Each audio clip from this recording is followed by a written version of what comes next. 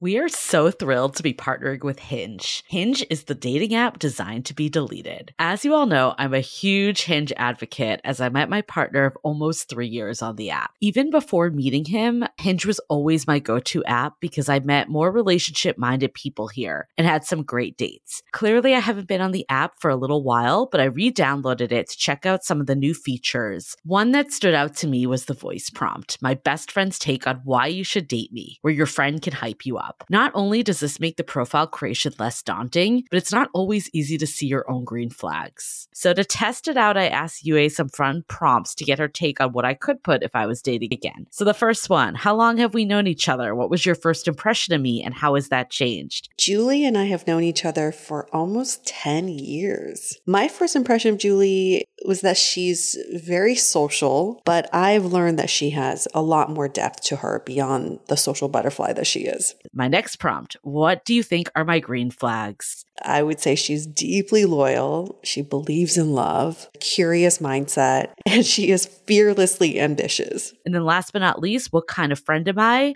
Julie is the kind of friend who will always have your back, no matter what. Damn, that feels nice to hear. So download Hinge and try voice prompts today. Then find someone worth deleting the app for. I was so excited to get my shipment from Last Bottle Wines in the mail the other day, full of incredible red wines, all from Napa Valley. I love wine tasting, so having this to my door couldn't be happier. Also, couldn't be more excited that today's episode is brought to you by Last Bottle Wines. If you don't know already, they're a Napa-based online wine shop with a twist. They offer just one handpicked wine per day until it sells out, and they're always at incredible prices. We're talking 30 to 70% off retail. And the best part is that there's no subscriptions, no fees, and no minimum purchase. And I could not be more excited to bring this offer right now because they're having a marathon sale, which is coming up March 28th and 29th. Even better, we're offering Dateable listeners 10% off your first order with code DATEABLE. So if you are a wine lover like me, this is a great time to join. And did I mention that shipping is 100% free? So what are you waiting for? Mark your calendar for March 28th and 29th or get on it earlier if you want. You can sign up at lastbottlewines.com and use code DATEABLE and find out why Last Bottle is the most fun way to discover and buy amazing wine. Hi, I'm Yue Xu. And I'm Julie Krafchick. We're active daters turned dating sociologists. Here to dive into everything modern dating and relationships. Welcome to the Dateable Podcast.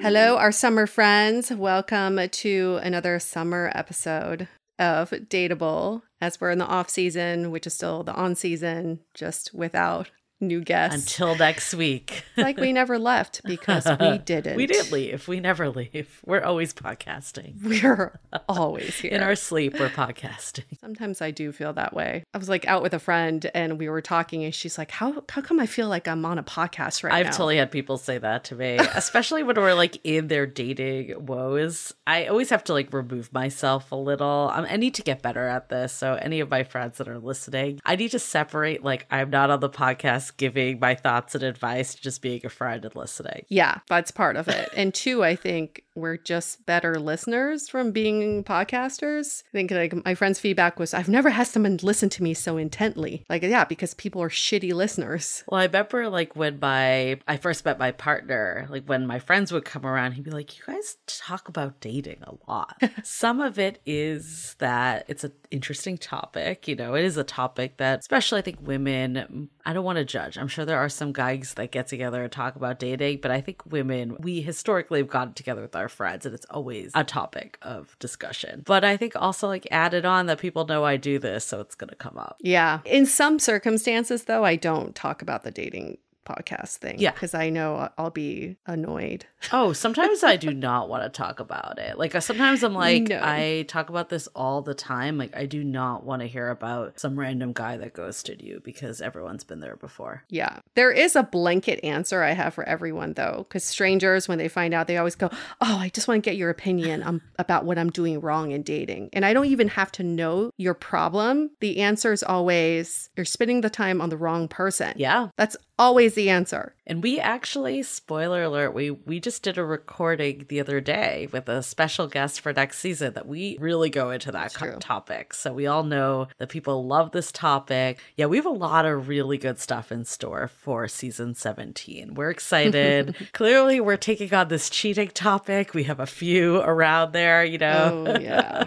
There's certain themes that seem to always bubble up, but also like we are doing a few duo episodes that we're excited about, just thinking about everything we've learned over the last 7 years. You know, when I first went through the cheating scandal, you were like, do people even cheat anymore? And then now the story's out, all I hear about are cheating stories. So I'm curious of when this next series of infidelity episodes come out, if more people will come out and we realize it's more prevalent that people just don't talk about it as much. Yeah, I definitely have noticed that. Like the amount of messages that we get on Instagram about, oh, I've been in the same situation, all this stuff. Like I was very surprised by how many we've gotten with this. And, you know, it might just be that topic that like people don't want to talk about until prompted. Yeah. There's a lot of shame that comes with it, even when there's really nothing to be ashamed of because you did nothing wrong. Yes, unfortunately, there's a lot of shame. And I hear that from a lot of women who said to me that they're not comfortable talking about it publicly or telling their family and friends about it. I'm like, why? Why?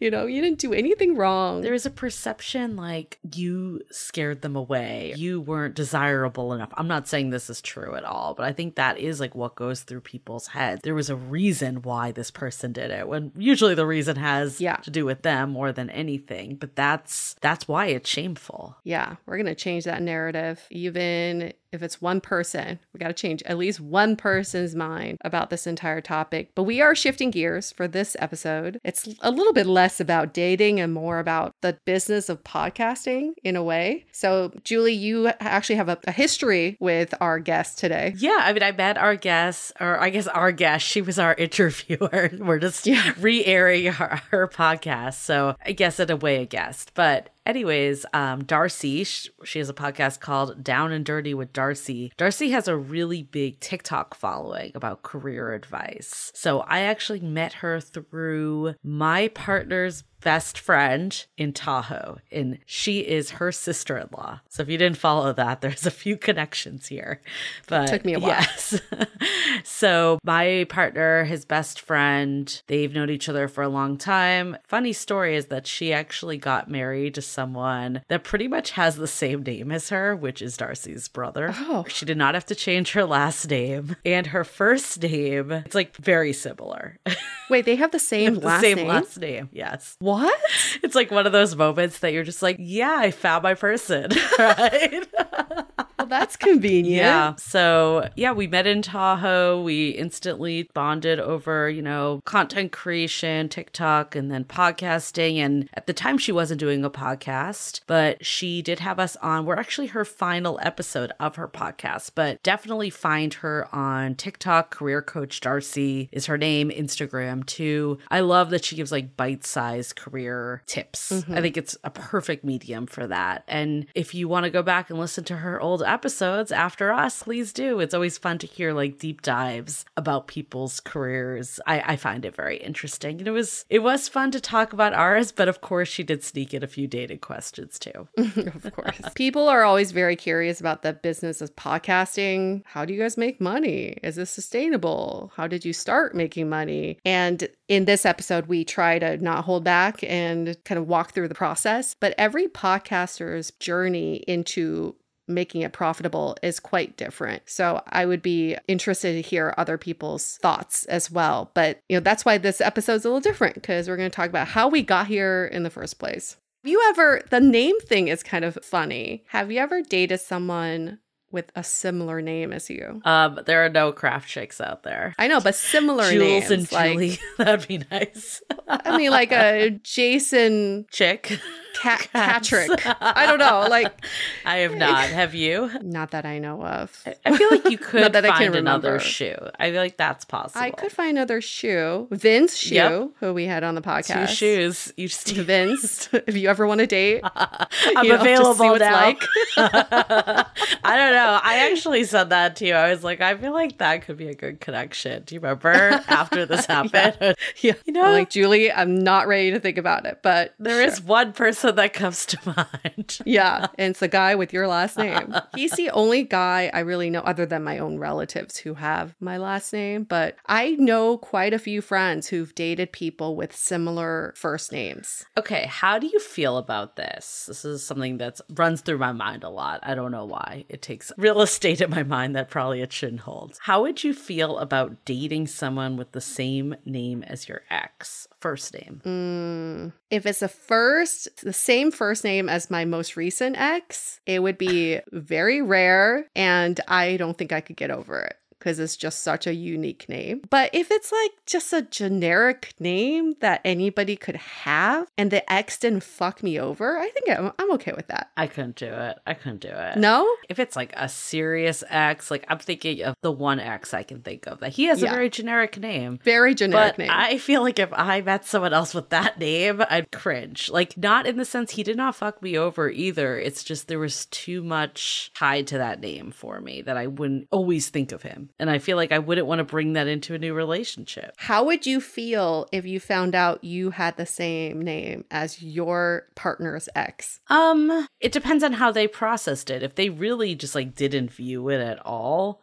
then I would not care. It's more of just like if every time they heard my name, they thought of that person. That's when I would care. Yeah. And it's case by case. And, you know, there are other people I'm thinking of that were not like real exes, but they were, I don't know, situationships or people I was hung up with for a hot minute. I don't think I would care at this point. Also, like many years have gone by. I think that's another factor. Yeah. The name thing is always such a fun topic. I have a guy friend who, you know, he was very casually seeing a few girls, and I had met them, but they all had very similar first names. It was Julie, Julia, and Juliana. And at holiday parties, he would bring one of them, and I would never call them by their name because I got them all mixed up. I'm like, come on, bro, like, be creative. Don't date 3 women at the same time who have similar first names. So multiple people in my family have gone on to marry someone or date someone after with someone of the same name. Oh. There's a period, it eventually wears out, that their ex, whatever name, I'll just say like George in this case, even though that's not it, George 2. That's their name. That's how they're talked about within the family. And then eventually when it becomes serious, they lose that too, right? But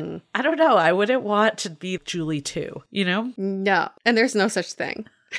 Julie the second. Yeah, like, I don't know. You're like, I'm the first and only. But I will say the same last name as you makes it very easy, because I've had this conversation before that, like, I feel like as a 40-year-old woman and someone that does podcasting, right? Like, I feel like I have a name and brand with my first and last name. And to just take someone else's last name at this stage feels weird to me, but I also like get the traditional aspect. So I'm torn of like what I will do eventually. But if I had someone with Crap Chick, problem solved. You don't even have to think about it. Oh, I'm going to vent for 2 seconds. I find the whole name thing so archaic because 1, why do I have to belong to your family now? And then 2, when I have kids, the kids come out of me, yet now they belong to the guy's family. That makes no fucking sense to me. And someone else pointed out to me the other day, they're like, if you think about it, once you change your last name, you're kind of erased from your family tree. Yeah, I don't like that. You're like, don't exist there anymore. And that's awful to think about. The only thing pro it is I feel like if I had children, they would carry his name most likely, right? Just most traditional aspect. So then it's like you're off with another name while everyone in your family has the same name. Like, I feel like not being part of the unit that way is kind of weird too. That's why you should just be with someone that has the same last name as you. Or create a different last name. I had a high school friend who did that. They just created a completely different last name. But then that doesn't solve the problem of not being in your family anymore. You're still in there. Yeah, I don't mind the hyphenated name. I might do that someday. Hyphenated. Yes. But It depends on what you're hyphenating. Oh. Your name is pretty long. Yeah, mine would be a mouthful. That's all I can say. It would be a mouthful. That'd just be a lot. Oh, maybe one day we'll solve for this name thing. In the meantime, if and when I have kids, they're keeping my last name. That's all I gotta say. But then I look at my last name like, oh, that's my dad's family anyway. Yeah, it's the whole Still thing. belongs to a man. There's no way around any of it. Can't solve it in our lifetime, but at least we can talk about it and think about it. That is true. We're super psyched because we're going on a retreat this weekend. Yes, or next weekend. We are. It's going to be amazing. And by the time this airs, it will have been a few weeks. So we're getting it out of order. But Julie and I always wanted to do our own Dateable retreat where we lock ourselves in an Airbnb and mastermind our takeover of the world. So watch out, world. Shit's gonna happen after next weekend. I love this. I love this. I was also talking to Yue before this, and I'm like, we also need to do like a ceremony for you. Because this also like originated as, okay, post breakup, let me come down and let's do a trip. And then it morphed into more. But Yue just alerted me, I did not know that we can actually hire a sound healer and masseuse for the Airbnb, which I did not know of until 5 minutes ago. Yes. That'd be amazing. I feel like what better way to let go than sound healing? If our podcasting doesn't work out, there are so many businesses that we can do that tack on to an Airbnb, Julie. If we want to do like dating advice, but at your Airbnb, we can do it. We just come to your house, sit down with you for an hour, walk you through your dating woes. Oh my God. Can you imagine? I can. I actually like the Airbnb idea because you could just tack on like 10 different services all at once. It's Absolutely. like we can massage your feet and give you dating advice at the same time. Oh yeah, not doing the feet, but yeah, you're on foot like duty.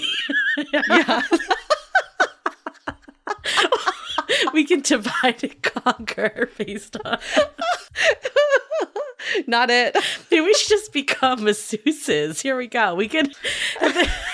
This is a revolutionary idea. Have you ever had a massage? I've never had this, where one person is like doing your shoulders and the other person doing your feet. What you're saying is we can tack on dating advice to any service out there and it'd be legit. Like, oh, you need your car washed? We'll also give you dating advice while we wash your car. We could take turns this way so we don't have to multitask.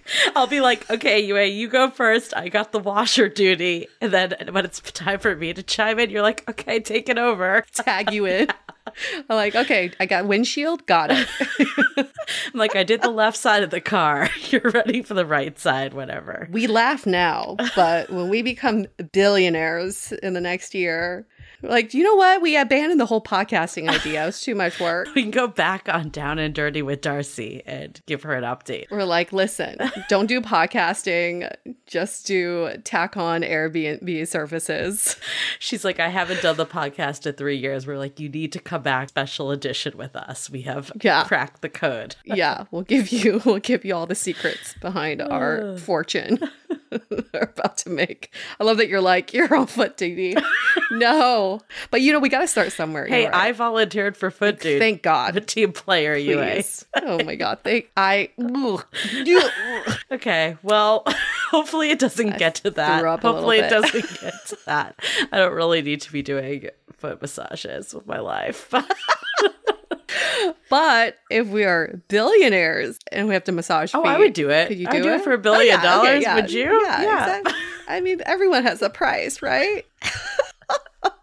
I don't know why this just popped up in my mind, but it goes back to that diaper fetish episode that we were talking about. Yes. You and I got off that call. For all of you who missed this, we did 2 diaper fetish episodes. One was kind of a follow-up of someone that actually had a diaper fetish. And we got off the call, we were just like, if we met the perfect guy and all we had to do is be in a diaper, we'd do it. It's kind of the same thing with the foot massage. Hell yeah. There is a price you'll do it for. Everything is negotiable. That's the business takeaway that we're shedding to people. Hey, you know what? This is actually a great call out to our listeners. If you haven't given us a 5-star rating and review yet in Apple Podcasts, this is your chance. 5 stars in the body of your review. Tell us what you're willing to do for $1 billion. No, don't go there. But do you think, give us your opinion, do you think this foot massage and dating advice idea could go somewhere. Does it have legs? No pun intended. What'd you pay for Just it? write legs, no legs. That's all you need to put in the review.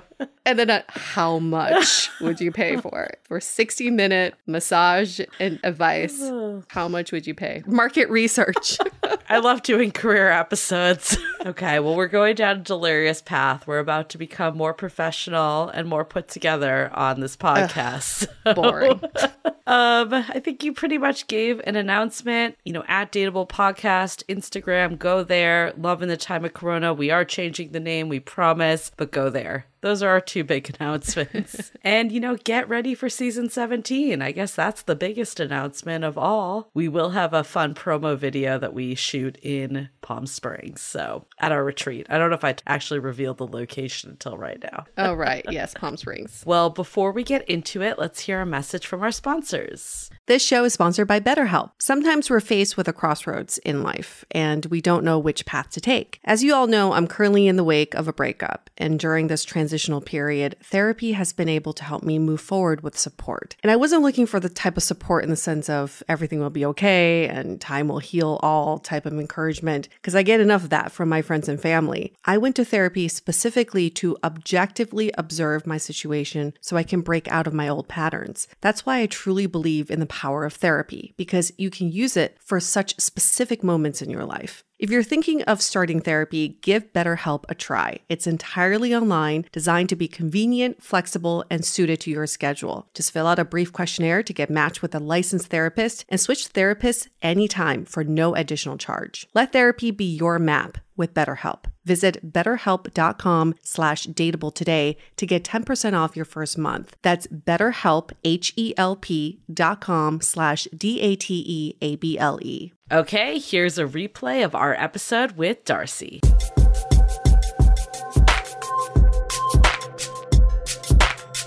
It's Darci, Career Coach Darci here. I can't wait to introduce our guests, so I'm going to get right into it. We have Julie and Yue with me. They host a podcast called DATEABLE, and they've had this podcast for over 8 years, and they dive into how they started it, all of the amazing things that I feel like learning about podcasts, I kind of jumped into it so quickly, and it was really cool to hear from them because they started it back when there weren't as many as there are today. So really interesting to get down and dirty about their podcasting careers. They also have corporate careers as well.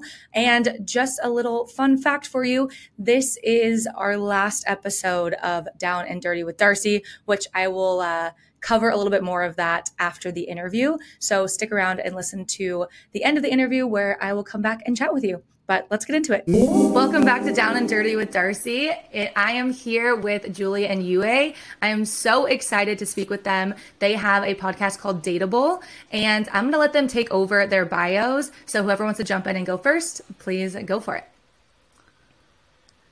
Sure. Yeah. I'm like, where do I start? Yeah. Tell us a little bit about yourself is my go-to question, as if I'm interviewing you. Perfect. Yeah. So my name is Julie Kravchik, and I'm one of the co-founders and co-hosts of DATEABLE. And, I didn't think I'd ever be a podcast host. This was not something that I set out to be, partially because this didn't exist when I was in college and when I was, thinking about career trajectory.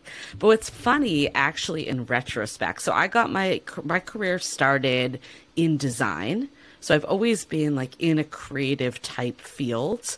And, I actually started more in like advertising and eventually moved into like web and app design, which I still do today on top of the podcast. Mm-hmm. And it's interesting because I remember having this conversation with one of my former managers. And at this point, I was very far from creative world. I went from being in a creative position when I first got hired at my first job. And then somehow they were like, oh, we heard you're good at creative. And it went from actually making creative to reviewing creative, which is kind of like the bottom of the barrel of it. But I was young at the time, and I'm like, I'm just going to go with it and see if I like it. And, my career took me in some interesting areas. I was doing like pricing and yield management at for a tech company for Yahoo. Yeah, probably you don't even know what Random. that means. I was deep in Excel, and I was just like, wait, I was a creative, what happened? And that actually, prompted me to go back to school for design. So actually, sometimes when you can get off course, it could actually be a good thing. But where I was going with this is I remember a former manager when I was thinking about okay, should I take this new role? Should I take this promotion? Him saying, what do you actually want? And even from that early stage, I was like, I want to have a website that I eventually monetize and I own the content. Never did I think it would be dating. Never did I think it would be a podcast space, but I knew I always wanted my voice to be heard in content. So it's really interesting, looking back of how, even these jobs and roles that felt so far away at the time have actually helped me get to where I am today. Yeah. Wow. And so you went to school, how long were you in between before you actually pivoted and went back? Because that's so many people that listen are I don't know if I'm ready to make that jump and make that decision, even though I feel a little bit off track. Yeah. So, yeah. I feel like I've had, 3 careers in my, I graduated college in 2005. So it's been a while. So it's no spring chicken here, but it's been a while. But initially I was in advertising, and then I wanted to be in more real design. So I went back to school, probably, I'm trying to think now, it's been so long, but at least it was about 8 years in, because I eventually left. Yeah. I was working at Yahoo, which was up there with Google and pre-Facebook, but at the time, now it's a dinosaur. It doesn't exist, but it was the hot tech company. No, it's so cool. Yeah. It was the hot tech company. It was the hot tech company at the time. But I got to that point that I'm just wait, I've really veered from where I wanted to be. This job, when I first got it, was awesome because I was making ads, I was doing creative, and then somehow I went to pricing and yield management, which no one knows what it is. And 8 years in, I went back to school. I did a night program in interactive and visual design. So I stayed at work. So I didn't have to leave work. But then I realized how much this was my passion and calling. And I was I need to just leave. And I just took the jump and left. And I had this time that, I actually wasn't working for a little, but I was really fine-tuning skills. And then I actually did a startup.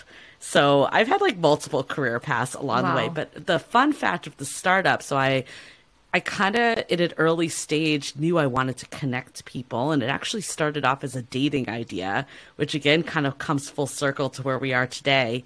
But the idea was that I was frustrated by dating apps. And I'm where were the days back in the day where you just met people organically, in college and high school and, through friends of friends. So I created this app that was called 500 Brunches, where it connected people in small groups over brunch so you can meet in person. So it was kind of a more curated meetup. And that's actually where I met Yue. Yes. So that kind of brings us full circle. I was going to ask. Yeah. Yue, give us tell me about yourself. And I can't wait to hear how you guys connected and started the podcast. But give us a little background, 500 please. Brunches. We're let's talk about dating. With some mics in front of us. Yeah, exactly. We don't know what we're doing, but it's been such a ride. I graduated in 2003, so I'm even more of a dinosaur. And I think, when I first graduated college, I always wanted to be in entertainment, but I had no connections, no family members have ever gone through that route. And so I just went the corporate route. I was a consultant and I was traveling every week, but still this pull towards entertainment was still calling me. So I quit my job when I was 25 years old. So I had the quarter life crisis. I was living in New York City and I said, I want to be a TV host. At the time, there was no such thing as cell phone cameras or any digital media. I took an actual video camcorder. I don't even know, is that what they're called? A camcorder? I think so. And I recorded my coworkers at the time, before I quit, I recorded a fake red carpet Emmys event with them as guests on this red carpet. And that was my first reel that I had snail mailed to agents in New York City. And I was very lucky because at the time there were very few Asian faces on TV. And this one agent, which is like one of the biggest agencies in New York, reached out and said, "We are interested in working with you." And so I was very much about luck and timing. So I was a TV host for over 10 years, but during that time, entertainment is not a very sustainable career when you're just freelancing. So you go from show to show, gig to gig. So in between, I was filling in the time with more consulting work. It's funny. It's like when I was in corporate, it's like I want to be entertainment, but I was in entertainment. I was like, I need the money of corporate. Right. So still had both, right? And so I realize now, fast forward to however many years later, you do need a balance of all of it. You can't just double down on creative, and you can't just double down on the mundane, like business side of things. You need a balance for it to feel fulfilling, honestly, and to make a living out of it. So, after that, the full freelance gig in New York, I moved to Beijing on a whim for personal reasons. It was supposed to be a 2-week trip, ended up staying for 2 years. And at the time in those 2 years, I hosted a TV show in China in Mandarin. And it was probably one of the most life-changing experiences of my life in terms of my career and personal life, because I felt like it gave me a jolt. It was like, you know what? You went down this one path. There's so many other paths to explore if you're willing to open yourself up to that. So did this entire thing in China. It was very challenging. Mandarin is not a strong suit for me anymore, even though I was born in China. It was really hard to host a TV show completely in this language. Right. But really felt proud of myself for doing that, and then did a mental reset after that show, moved to San Francisco, wanted to see what San Francisco was all about. The tech scene was really booming. I heard all about Yahoo, and I was like, tell me all about Yahoo. The top of the tech scene right there. Yeah. I like that. I like that callback. That was great. Show me your ways, Yahoo. And when I met Julie at one of her events, I just remember being so in awe of all the people in San Francisco and how entrepreneurial they were. And how they were able to think outside the box. Because for me, I come from such a traditional background where everybody in my family followed one career path. And you come to San Francisco and everyone's got something else going on. They may have their day job and they're working on this thing. They're building a thing. They have a product. And trying to afford to live here. trying to make a living. And I just think it shows how the current workforce is so different than it was even 10 years ago. People can have multiple revenue streams, income streams, and also fulfill the different parts of their brain. So Julie and I met in San Francisco at one of her events, and we started talking about dating, of course, as one would. I was new to San Francisco, never dated in San Francisco. Julie had only dated in San Francisco during her adult life. So we had a lot to compare and just had so much fun talking about kind of like all the stories we had. So we decided to start the podcast, but of course we never thought about it as a full-time job. No. It was purely for fun. I had like these lavalier mics from productions I've done. We just put them on us and we're like, let's just record. And our first episode, we found one of our friends and he told a story and we had people in my apartment. It was just so like, we didn't know what we were doing, but let's just see where this goes. It was very fun. But of course, we both had our separate careers. And in San Francisco, I ended up going into tech, fitness tech. But content creation was always at the backbone of what I did. So I knew that no matter what I do in my career, there's always going to be a piece of content in there.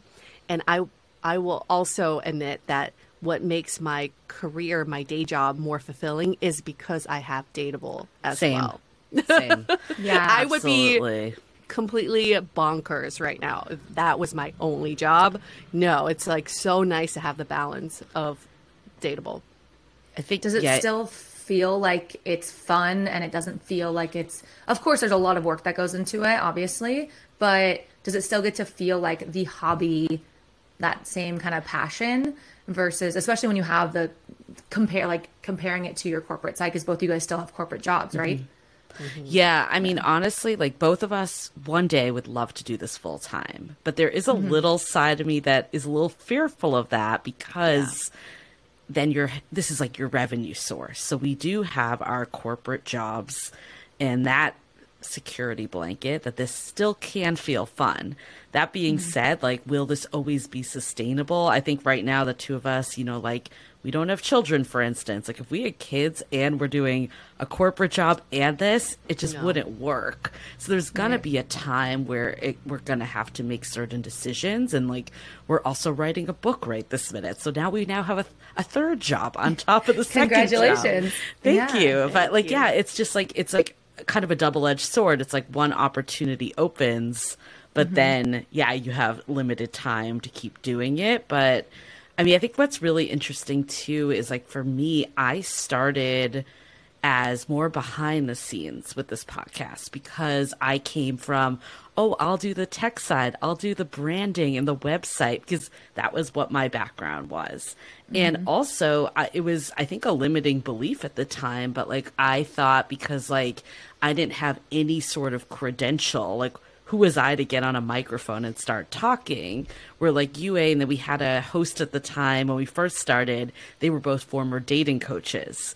So over time, I actually, we just like, there was reasons why just the other host ended up moving on. Just he moved out of San Francisco. We were San Francisco based at the time and just other reasons too. And we actually really looked for a second co-host. Let me say that again. We really looked for a second co-host hard, and we just could not find someone that there was good chemistry with at all. And I just started talking because you and I were friends, and we're like, wait, this is working better than any of these other people that are randomly coming on. So there were like a lot of those kind of, paths that were open because the opportunity presented themselves. So I think sometimes we think we need to have certain credentials in our resume in order, but oftentimes it's just taking the risk and trying something. Yeah, I agree. And plus the genuine connection between you guys when you talk, it comes across. When I have a question, when you meet people like strangers or out and about and they go, what do you do for work? What do you guys say? Oh my God. I just go everything. And that's it. It's so hard to explain, right? And yesterday I had this conversation with a neighbor who, you meet neighbors and you never discuss what you do. So yesterday she was finally like, what do you do? What the heck do you do? And I said, I have a day job. It's in fitness and tech, but my passion is my podcast called DATEABLE, and we've been doing this for almost 8 years. And she's like, tell me more about the podcast. Everyone's always more interested in the podcast, right? So that's been my elevator pitch for myself. I don't know what you say. What's yours, Julie? It depends on who I talk to. I think that's more of it. Yeah, but I'm with you on that. Yeah, it's also interesting though, UA brought up the point of when you say 8 years, because a lot of people have podcasts now. So sometimes you're almost like not looked at seriously. If you're just like, I have a podcast, like they think there's like 2 people listening. But when you say like 8 years, it holds different weight. So that's also something interesting we found along the way. But yeah, I mean, I generally just say I'm a creative professional because that kind of encompasses everything that we're doing, design, writing, podcasting. It's all under a creative umbrella. But then you could get looped into that like influencer, like, I'm a creative, and then you're like, wait, influencer, OnlyFans, what are you on? Yeah. All of the above. I know. My dad jokes. He's like, you're an influencer. And I'm like, no, I'm not. But then we'll get our ad campaigns and it'll be like, dear influencer. And I'm like, I guess we are a little micro influencers. Yeah. And I will say that too, because when I tell people about your guys' podcast, because for people that don't know, I met Julie totally separate from the podcasting world. She's like a friend of my brother's wife. So it's just been, And she was like, I have a podcast. And the same thing, she kind of downplayed it until she was like, it's been around for 8 years. And I'm like, hey, this is like, I don't know how else you say it, because it is a podcast. You're not going to say, just by the way, guys, it's super successful, right? Like, you're not going to say that. But, it's the same thing. And even for me, like, my podcast is super, super young. And I'm very open with, like, it's very hard to get listeners. And still, I'm telling people, like, we I fly to LA once a month. I'm there to film it. Like it's very, you know, all production, a lot of content creation. And still you're like, why am I trying to prove, you know, that it's because everyone has podcasts. So yeah, I think it's an interesting world. It's, I mean, same thing in LA when someone goes, I'm an actor. You're like, right. But what have you been in? Yeah, but there's such a thin line between a non-working actor and like someone and a celebrity. Like, at what point do you cross over to celebrity? Because someone could be working on a show, you just don't know who they are. It's kind of the same thing with podcasting. It's like there's such a thin line between like making it feel like it's more than it is. I'd love to hear how you guys describe if someone's like listening now that hasn't heard of Dateable. Can you guys give us like what they would get from the show if they went and listened? Like, what's it all about? Dating. Who wants to take a lot of dating? Yeah. We started out as a dating stories podcast, and now we go deep. We dive into the psychology, sociology, and anthropology behind dating. We really hone into the why. Why do people do the things that they do? And then how do we move past the things that are happening? We truly feel like right now the modern dating scene is not the best. I mean, as anybody who's dating right now will say it's not the best, and I hate the apps and I hate this. And we realize it's not about the technology, it's not about the dating app culture, it's not about the dating culture at all. It's about the way we are interacting with dating. So we're trying, really, one of our mission statements really is to try to help people understand that they're accountable for their own actions, but they're also they are empowered to create the love lives that they want. So that's kind of our focus per episode. Yeah. You know, it started off, I would say, because the two of us were lost ourselves. And we wanted answers, you know, that's like, it's a little selfish, but at the same time, that's what brings content that's relatable, right? Is you have a need yourself. And I think, you know, like when we talk to people, they're always like, dating is the worst. Like, how are you not super jaded by listening? But we've actually felt more energized by talking to people. And honestly, it's changed the way we look at dating, relationships, and love. And it's given us the tools to have, you know, the relationships we've always wanted that, quite frankly, if I didn't do this podcast, I would not have been able to, you know, make it as far down the line in a relationship at all. So for us, like, I think we've gone from the why is this happening to how do we take all the knowledge that we've learned to help people get out of this perpetual state of this is the worst to being like, actually, this is freaking awesome and it's going to set me up for the relationship I've always wanted. Right. And what I love is you guys can open up a space for people that may feel like they're the oddball out in their dating relationship. You guys have talked about if you're older and you feel like it's over after 40, like, can I still date? Then I heard you guys talk about that. And like the open relationships versus non-monogamous versus whatever the case is. Like, I feel like you've had guests on that really go deep into that. And I was listening because, you know, got to prepare. I was listening to your guys' podcast and you said something that really hit home with me, Yue, was when you said, I've realized because of talking and all this and my past relationships, but I'm going to honor like what that person went through in their past, but I'm not going to take it on. And I was like, man, that is like I just feel like, for one, obviously go listen to their podcast, but that's like the nugget I took out of that particular episode. And it's so true because we do that fixing thing or we do whatever the case is. But to say, hey, I understand that's what you went through and maybe you made mistakes or maybe these things happened to you, but I'm not going to take that on. Like, we have to have our own relationship and, you know, move forward. But yeah, I thought that was pretty good. I mean, you know, at the beginning when we first started, Yue said this too, is like it was about dating stories, funny dating stories. That's what we thought this podcast was going to be. We quickly realized that like that actually wasn't that interesting. Like, of course, like from time to time, there's always a good dating story, but most of it comes down to the relationship with ourselves. And at the core of this podcast, even though it is about dating and relationships and love, it is really about the relationship with yourself, and how do you start to put yourself at the forefront? Because in dating, so often we let other people call the shots, or we stay in relationships because we want to help fix that person instead of being like, what do I actually want? So a lot of it has been reframing and looking at it more from that lens. Mm-hmm. Do you feel like having the podcast has affected your guys' relationships, whether it be dating or like actual relationships, because you do share so much about your life?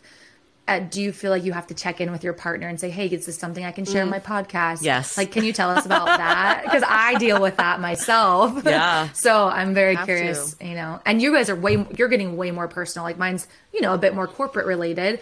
Yours is your actual dating lives. So yeah, how does that go with like current or past partners? Yeah. I mean, when I was dating, I was terrified to tell people. So I didn't tell people about it because I didn't want them to think that, I was on these dates trying to get material or anything like that. Right. But then it got weird because it's clearly like a very important part of my life. And I remember like going on a couple dates with someone and not telling them. And then they were like, oh, so do you work on any side projects? And I'm like, yeah, I've been working on this thing for like 8 years. Do I just not bring it up? So I was like, oh yeah, I do. Like, I'll tell you about it. But then it was just weird because he's like, why didn't you tell me about this, before? Right. So when I met my current partner, who is Darci's sister-in-law's friend. Yeah. Darci knows. Right. I was just like, at that point, I'm just like, I'm going to be who I am and the right person will be into it or not.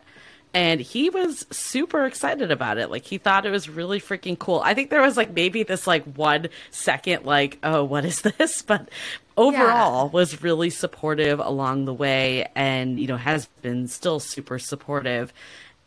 That being said, there has been a few lines. Like, I think there's been like a conversation we had at the very start of our relationship of like, how much do I bring things up? And we kind of netted out like, like I can obviously say I'm in a relationship. I can say what we're doing. Do I need to like air every last issue we're having or challenge? No, because that's not what the podcast was about in the first place. Right. And, of course, people are interested in our personal lives, but at the core of it, people really are listening to the podcast to help their own personal lives. So it's not really like an update of like our life here and there. But that being said, can relate. Yeah. And like the other day, I'll just be transparent. Like Yue and I did a podcast, and I don't know if it's because I'm like more comfortable or where it was. And after doing it, I was like, I think I went too far on this one. And I talked to my partner about it. I re-listened to it, and I was like, Yue, like, I'm really sorry, but like, would you be okay if we don't air this? And of course, Yue was like, yeah, like, don't even worry about it. Because this has happened like one time in the last like 8 years. But yeah, like, I think like there are times that I had to like reevaluate and be like, okay, do people need to know this? Like, is this really essential that I share it, or is it more important that I preserve parts of my relationship? We just have to prioritize our partners before the podcast. And I think that's the major learning is like, well, would you discuss with a partner, are you okay with this being said on air? And if they say no, then that's what you prioritize.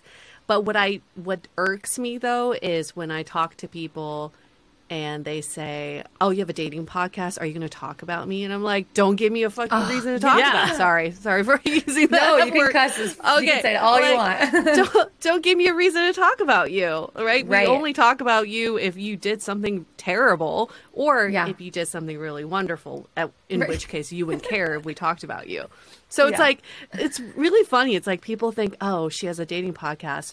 She must talk about me. Like, no, we hardly talk about the people we date. Yeah, we don't care about you. I mean, most people aren't interesting, realistically. No, but not interesting in that way for us to talk about. Yeah. Yeah. 100%. But I mean, also, like, when Yue was going through her breakup, like, I remember being like, okay, you share when it's good for you. Because I think, like, ultimately, like, that's what comes first. And we've been, like, I think overall our partners have been super supportive of what we do. And for both of us, finding a partner that is supportive is essential. Like, we couldn't be with someone that didn't support this. But there's also a line of like, what's good for you, what's good for them, and what actually is important for people to really know. Right. No, I completely agree. Let's hold that thought for a quick message.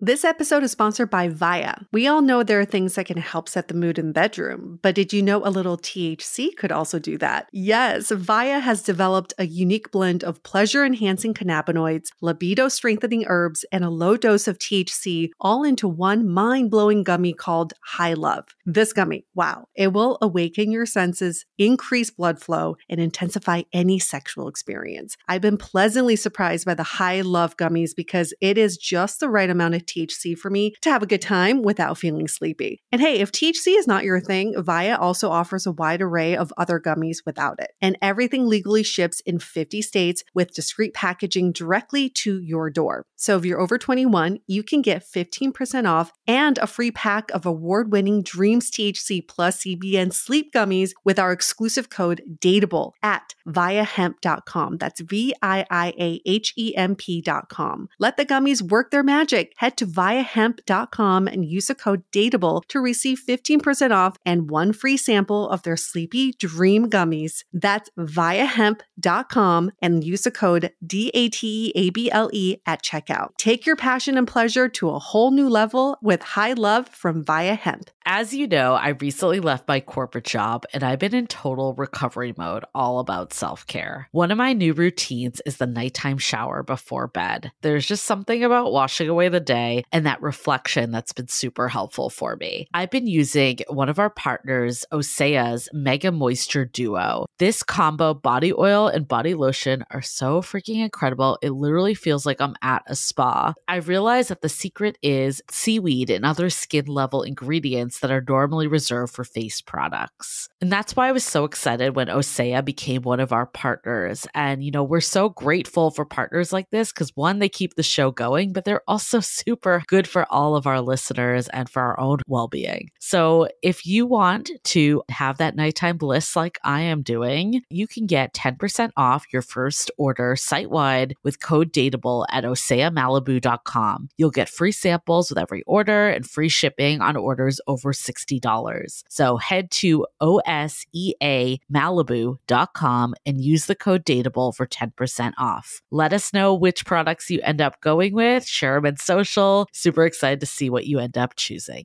This episode is made possible by Armoire. Armoire makes getting dressed easy. With a clothing rental membership from Armoire, build the perfect wardrobe with brands that are high quality, unique, and recommended just for you. All you have to do is take a 5-minute style quiz and select items from your dynamic, personalized closet. The styles show up at your door in as little as 2 days. Then when you're ready for new clothes, just swap them out. Listen, I live in Southern California. There is absolutely no need for puffer coats or any sort of those winter jackets. But when I travel anywhere else in the world in these cold months, I'm often burdened with the task of getting winter clothes. And now with Armoire, I can just rent my winter wardrobe. It's brilliant. Right now, our listeners can give Armoire a try and get up to 50% off their first month. That's up to $125 off. Just visit armoire.style/dateable. That is armoire.style, spelled ARMOIRE.style/DATEABLE to get up to 50% off your first month and never worry about what to wear again. Try Armoire today. It's funny because I called one of my, and she went through a pretty, I would say, traumatic breakup recently. It was a high school sweetheart. It's been like, really long, and marriage and everything. And I was like, hey, I'm speaking to some people on my podcast that really dive deep into different relationships and different things like that.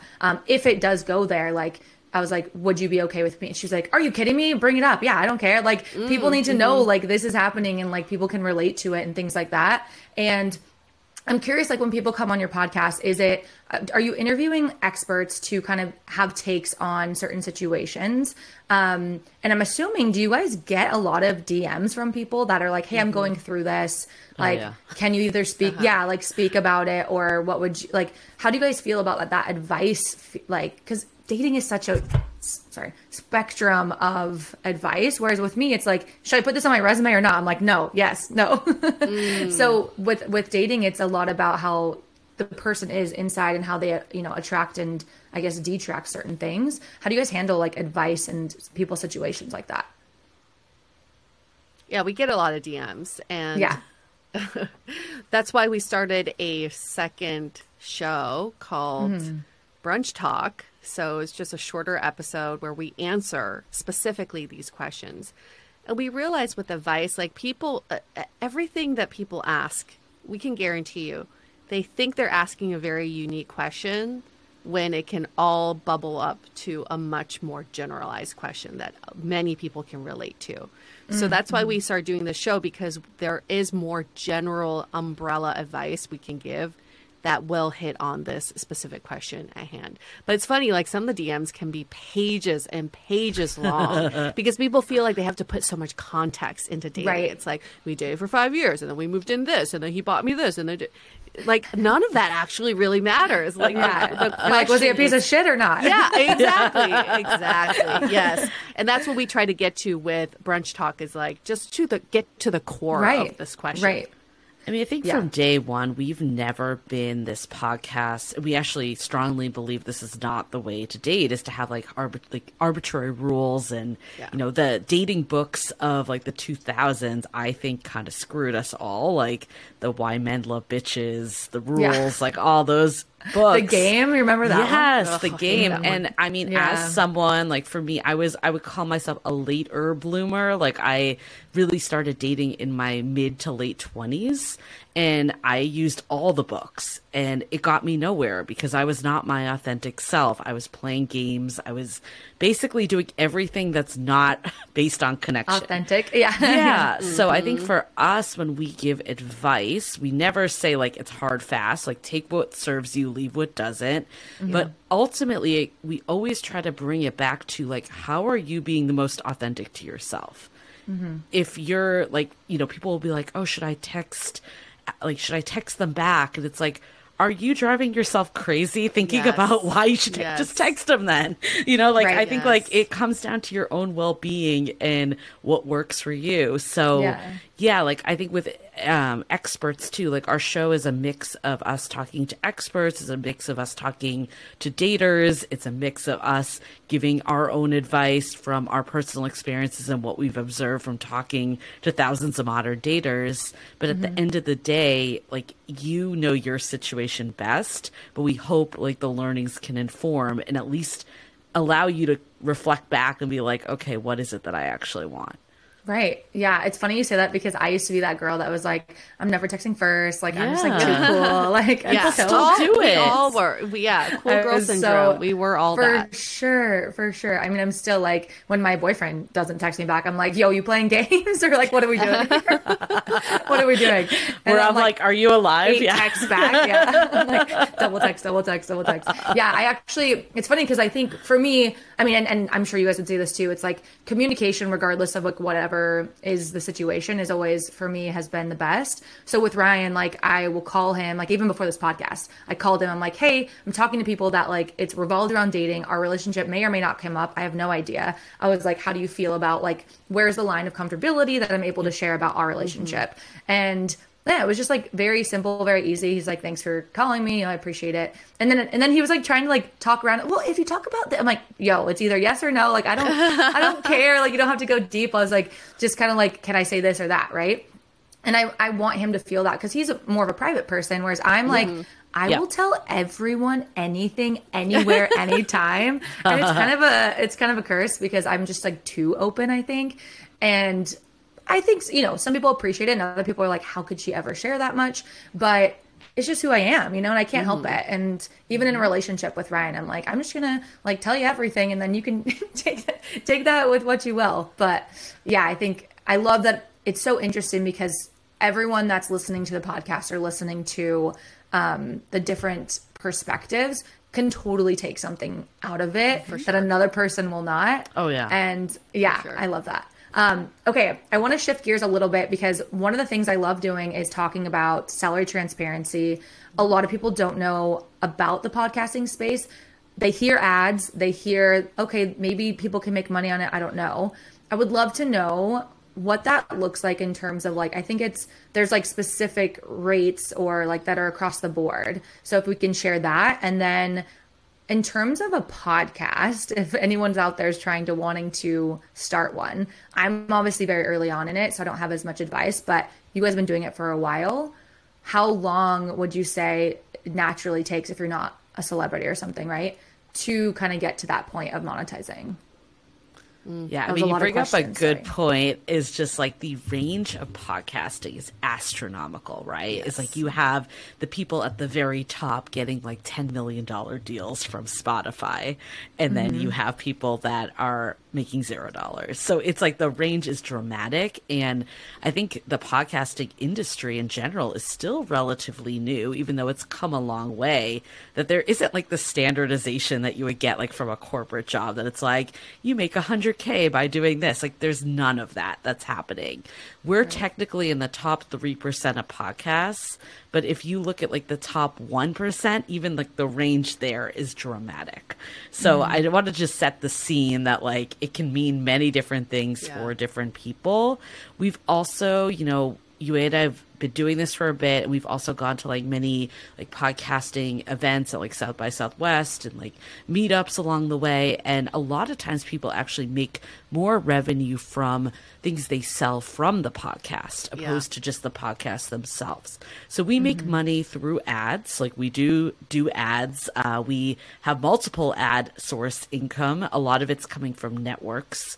Like we have a host service that we use, Red Circle, that does dynamic ads that are not us talking.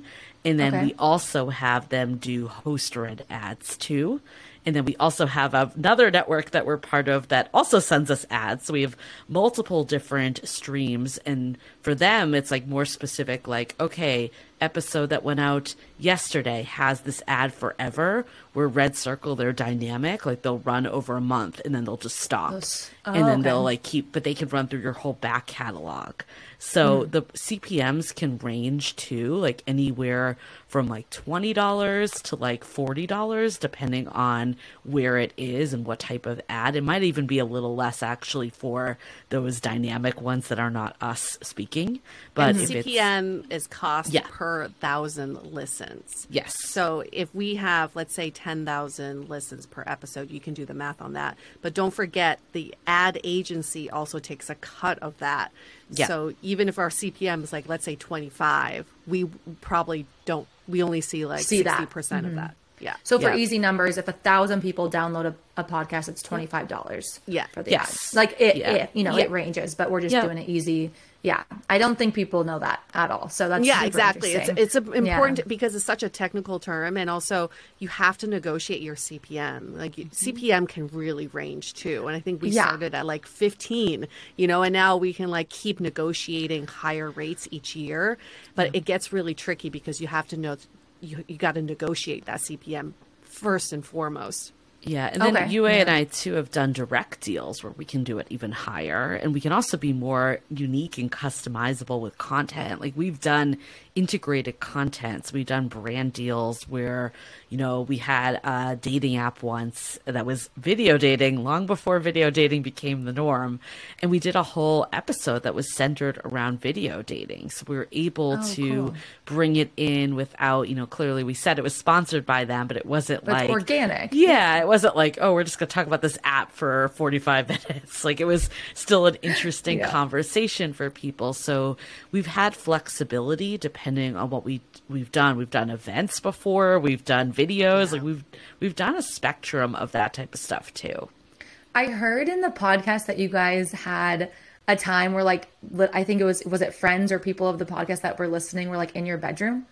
Yes, in the very beginning. It was, we did it at my apartment, my little studio apartment in San Francisco, because we're like, let's make it fun and in person. It's like a live talk show, and we would have wine and we always give everyone wine. That was a mistake. Everyone Don't do that if you're starting a podcast. By the time we record, like spilling shit everywhere. Yeah, but also made it a really fun experience. It was just a different time. Like now we do everything virtually, and I cannot imagine going back to in-person podcasting. Like just how limited we would be in terms of geography and the types of guests we could get. But the chemistry in person is definitely so much better. You just can like riff off of each other. There's pros and cons to each. Yeah, I think maybe the video is actually a little more streamlined, probably. You know, like it could, depending on your show, it could be good to have that riff, and that also it could be good to just get to it a little more. Right. And, you know, I think there was this time when we used to give everyone wine because we really did look at this as a hobby at the beginning. And there was this one guy I just remember rambling, and I was like doing the editing at that time, and I'm just like, okay, we need to do something different because this is a waste of time. So we actually started outlining, which really helps. And it's not that we need to stick to the questions 100%, but it gives our show a flow, where when we weren't doing that, it was just kind of a free-for-all, and then you add in wine and it becomes even more of a free-for-all. Yeah. No, I completely agree. I know when I first started, it was very much like I did so much research. I wanted to have, okay, I write out their bios and then I ask this question. Then like, I felt like I wasn't involved and being able to really get deep into the conversation because I kept steering it or wanting. So now I definitely do key points of, I know I want to hit these things. However, like if the conversation flows somewhere else, like that's great. Right. But there's a balance. There's definitely a balance. And tying this back to just, I guess, money, if you do video for your podcast, which a lot of people do, the video portion is another revenue stream where you can monetize off of like YouTube, you know, let's say. And then Spotify is also starting their own monetization program for video podcasting. So it is an interesting avenue to explore. I know a lot of podcasters are hesitant to do video, but if you can get over that hump, there is another revenue stream out there for that. Yeah. Right. And like I was gonna say, we threw it on YouTube like right away because, you know, but all these things you didn't know like 8 years ago, you know, you're like, we're just gonna get behind a mic. And when did you guys start videoing?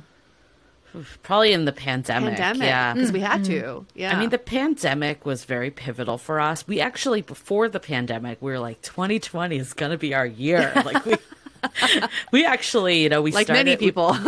We were doing a lot. We did a live podcast in 2019. That was like a show.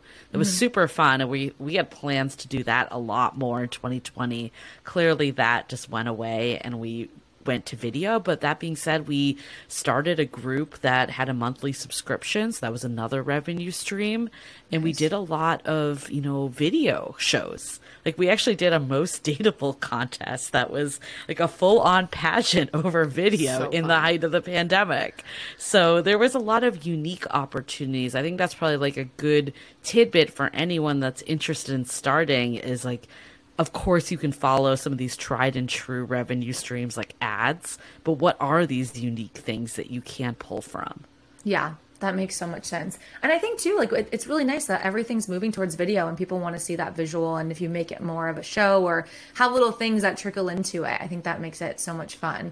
I like doing dating shows for years I think would be hilarious. So that's so fun. Well, we're going to wrap up and I just want to say thank you guys so much for coming on. If you guys don't already listen to their podcast, please go listen to Dateable. And you guys have Exit Interview. But that one was a limited series, right? But still out there to listen to. Mm-hmm. Yeah. We did this. Tell us about it. We did this podcast with iHeartMedia. So that was another revenue opportunity that we actually got paid for a podcast. We were able to sell our show idea to iHeart. And with that one, we actually did this episode a while back, and it was one of our most popular episodes. We called it Exit Interview. And we had a dater that just was so confused why nothing ever stuck for him. So we were like, okay, let's call 5-year past dates and hear directly from them. So with Exit Interview, the full series, we talked to 10 daters. It's a limited series, so 10 daters. And then we have 2 wrap-up episodes. And we hear from their past hookups, situationships, exes, first dates, whoever is willing to give feedback. And it was mind-blowing. We'll leave it at that. Yeah. Oh, that's so fun. We'll tell everyone where they can find you on socials too, and your personals as well. Yeah. Instagram, the handle is @Dateable Podcast. Same with TikTok. And then we are hardly ever on TikTok, but we do have an existence on there. Do it. You got to do it. You have to. You have to. Mm-hmm.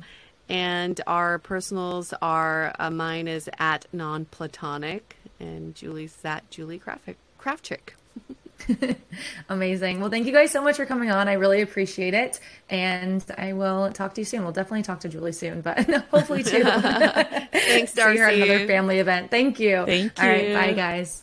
Bye. Julie and Yue were so amazing. I'm so glad I got to speak with them and talk all about podcasting and Dateable and everything that they're doing. So interesting to learn about how to monetize a podcast and all the different avenues that they're taking to do it. So if you haven't already listened to their podcast, definitely check it out. It is really amazing. And I love how open and honest they are about everything dating.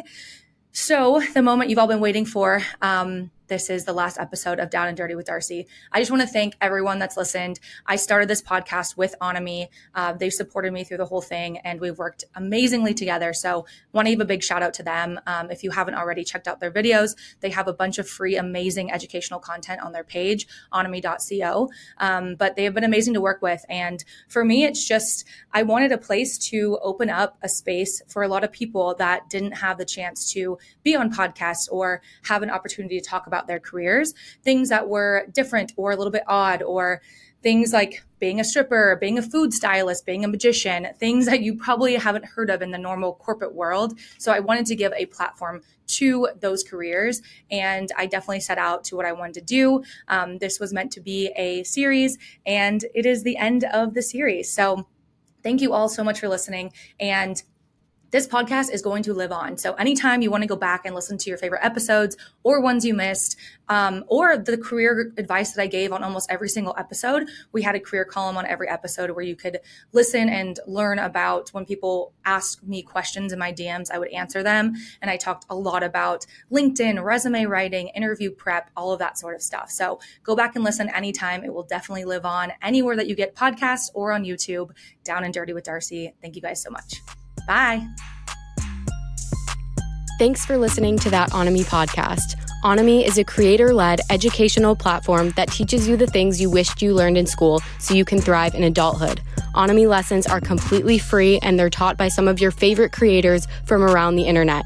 Head to anami.co to start learning about things like budgeting, investing, taxes, how to thrive in your relationships, how to find your dream job, and so much more. That's anami.co, ONOMY.co. See you there. The Dateable podcast is part of the Frolic Media Network. Find more podcasts you'll love at frolic.media/podcasts. You can follow us on Instagram at Dateable Podcast and visit dateablepodcast.com for access to all the episodes and our premium programs. Also, make sure to subscribe today if you haven't already on Apple Podcasts, Spotify, or your favorite podcast platform, so you are the first to get all the latest episodes. And most importantly, stay dateable.